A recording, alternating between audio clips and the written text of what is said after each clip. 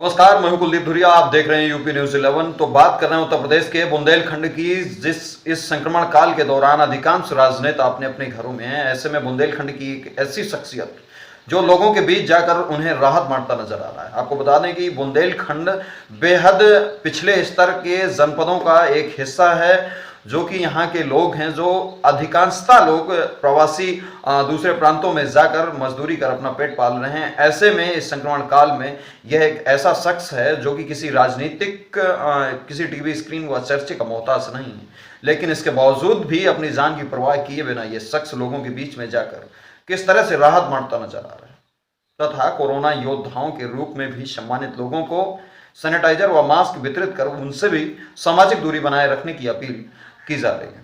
आगे बढ़ने से पहले इस रिपोर्ट को देखिए, किस तरह से ये सपा के एमएलसी हैं रमेश मिश्रा, जो लोगों के बीच में राहत बांटते नजर आ रहे हैं।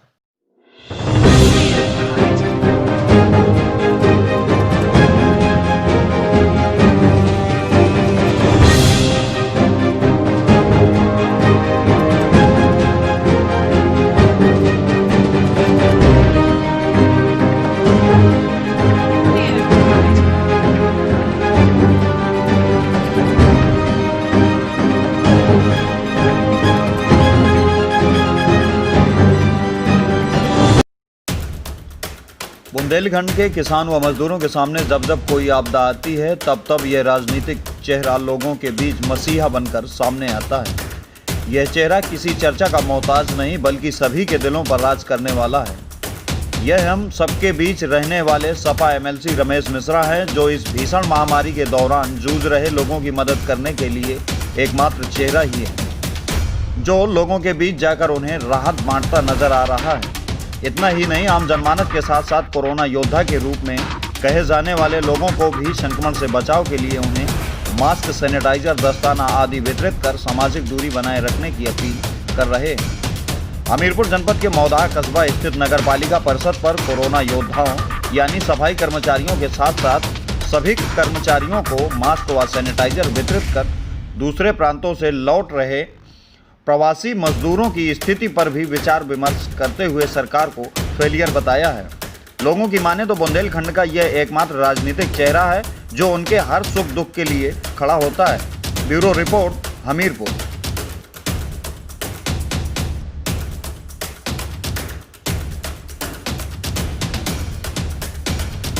देखिए, लॉकडाउन ये सोच कर लगाया गया था कि दूरियां बनी रहें और डिस्टेंसिंग, सोशल डिस्टेंसिंग का पालन होता रहे। और ये जो वैश्विक महामारी है हमारे यहाँ फैली हुई, पूरे विश्व में फैली है, हमारे देश में जो हम लोग जूझ रहे हैं, इसका अभी तक कोई किसी प्रकार का कोई इलाज आया नहीं। और सिर्फ यही सावधानियाँ हैं, सोशल डिस्टेंसिंग, आप जो है हाथ साफ करके रखें, अपने आप को सैनिटाइज करके रखें और बचाव करके रखें, एक दूसरे से दूर रह करके। यही इसका बचाव है। लॉकडाउन इसीलिए ज़रूरी था कि सब लोग एक दूसरे डिस्टेंस बना के रखें, दूरियां बना के रखें, बचाव बना के रखें, ताकि ये मर्ज पूरी तरीके से जोरों पर फैल ना पाए।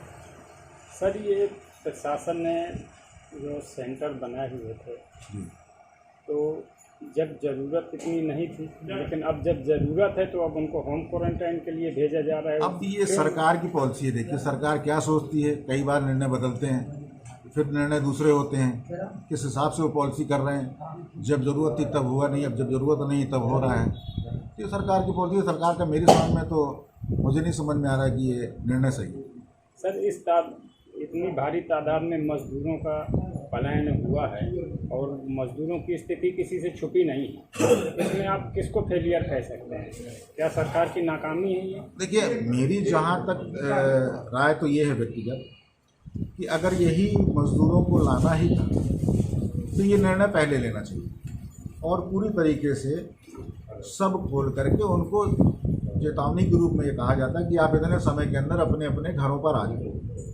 फिर उनकी देख रेख करके, क्वारंटाइन करके, या जो भी तरीके हैं उससे उनको उनकी देखभाल की जाती है। लेकिन अब तो इसको फेलियर ही कहेंगे, क्योंकि इतने दिन रुकने के बाद अब किसको है किसको नहीं है वो तो घुल मिल गए उस वातावरण में जहाँ से आ रहे हैं। तो कैरियर भी हैं कई लोग उसमें, उसको ला करके यहाँ फैलने का भी डर है। सर, आपकी पार्टी मजदूरों के लिए क्या करे? मजदूरों के लिए बराबर, आप तो अभी देख ही रहे होंगे, मीडिया में भी देखा होगा, हमारे जो है राष्ट्रीय अध्यक्ष जी की पत्नी श्रीमती डिम्पल यादव जी बराबर अभी खाना बांट रही हैं, बराबर जो है लग करके, और सारे कार्यकर्ता जहाँ जहाँ जिस जिले में सब अपने स्तर से लग करके सबको जो हो पा रहा है इससे वो कर रहे हैं।